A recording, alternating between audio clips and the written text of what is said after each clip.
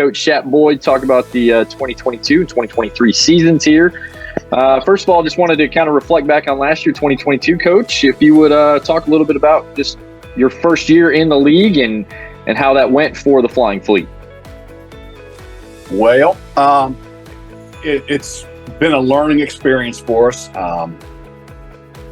This is our third fall season, and every season has been not completely different, but it has been completely different team. So, we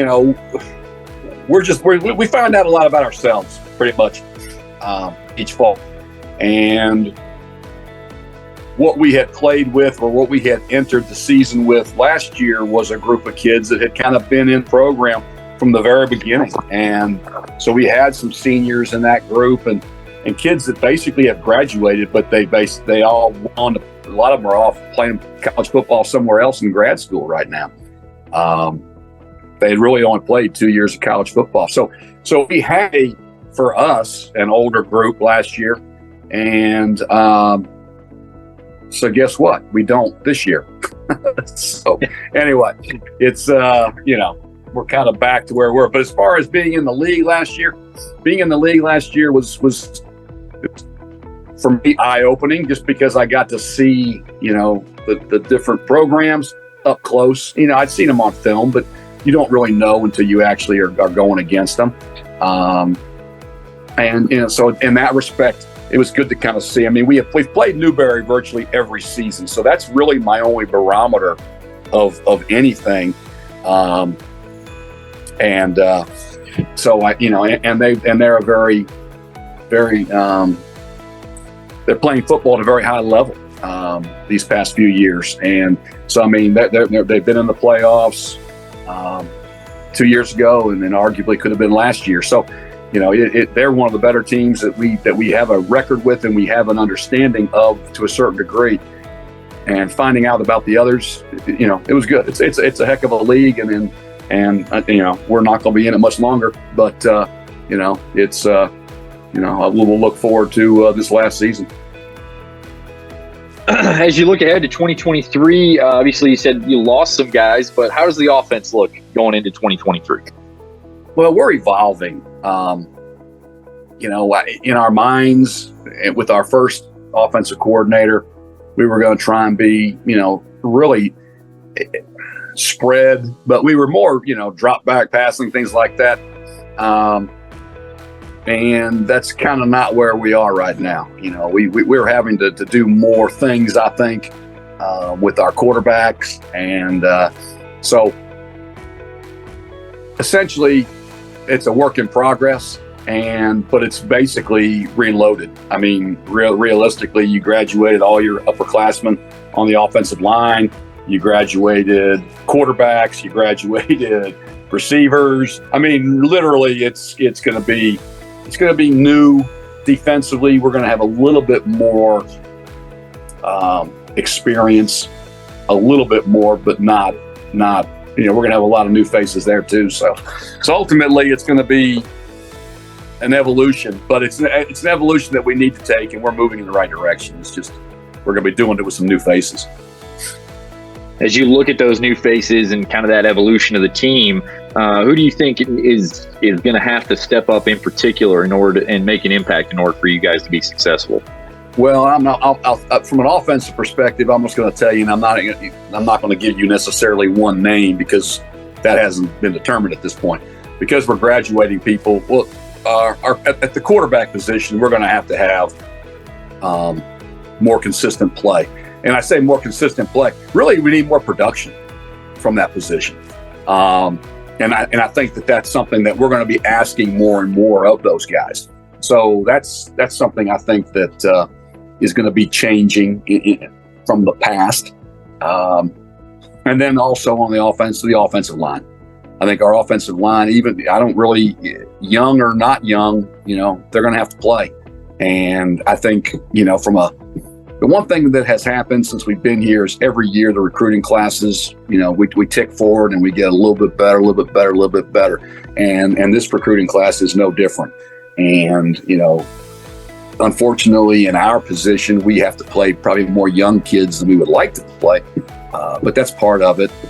But we do have some kids that are in the program that have grown, and hopefully they're ready to step in and do some things for us. So, but offensively, the quarterback position and the offensive line position are going to be the two positions that we're going to have to continue to improve, or we're not going to make any strides towards improvement at the Division II level. So, Coach, you mentioned that you guys have played Newberry a lot, and obviously that's kind of a rival, being local and things.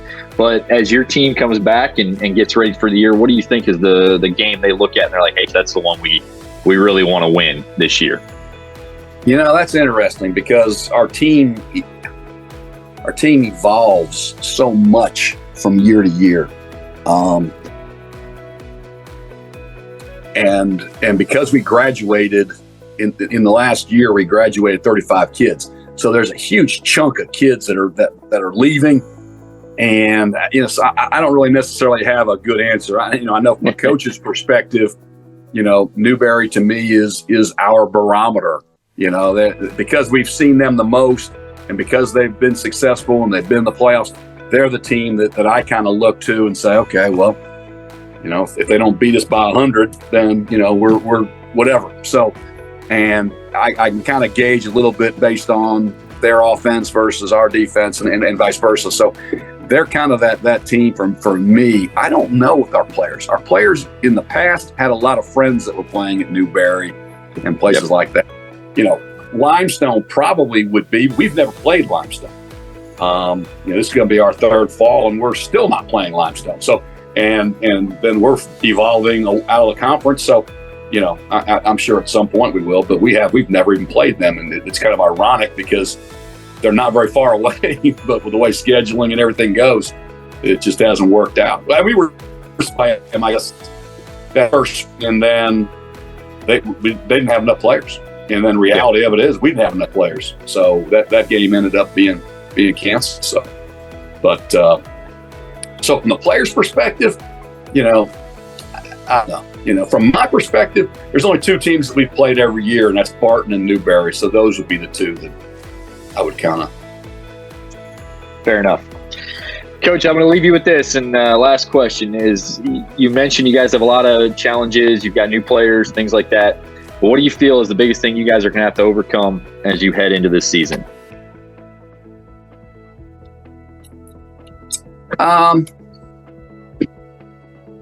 I think that the biggest thing for us on a year-to-year basis is the cohesiveness and the chemistry we have to develop in a really short period of time. We're not at the position where we're bringing kids on campus in the summer and doing those things that probably these programs are. So we're not at that point yet.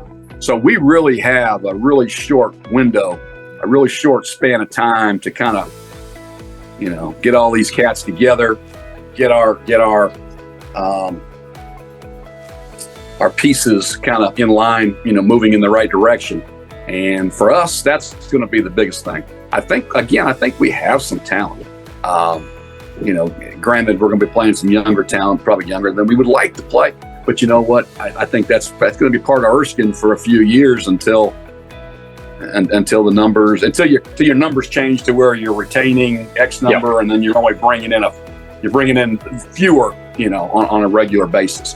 Right now, we don't happen to be there. So, anyway, I would say for us, it's going to be our continuity, our cohesiveness, and how we gel internally as a program, more so than who we're going to be playing. And it's more about us than the other people at this point, because the people we're playing are all pretty darn good. And if we don't take care of our stuff, it ain't gonna matter. That's the reality, and that's week 1 versus week 9. There really aren't too many weak, if any. Certainly the SAC. It's not like you're sitting there saying, well, this team's not any good, because on any given day, any one of those teams can and has beaten the other team. So right. If you have to kind of show up every week there for sure. And that's the one thing that we have learned is that, you can't take anybody for granted. Now I'm sure there's teams out there that take us for granted. but it is what it is. I guess we kind of have to wear that moniker for a few more years. Well, I don't think anybody's taking you guys for granted. I don't think I think the league as a whole is pretty strong. So as you said, from week, definitely week 3 until week 11. Yeah, it's a pretty tough schedule. So definitely exciting for us in our office to watch each week. But I know it's also a challenge from the coaching perspective. So, Coach, we appreciate you taking the time to talk with us. We look forward to the 2023 season, and good luck. And we'll talk to you again soon. Christian, I appreciate it. Thank you.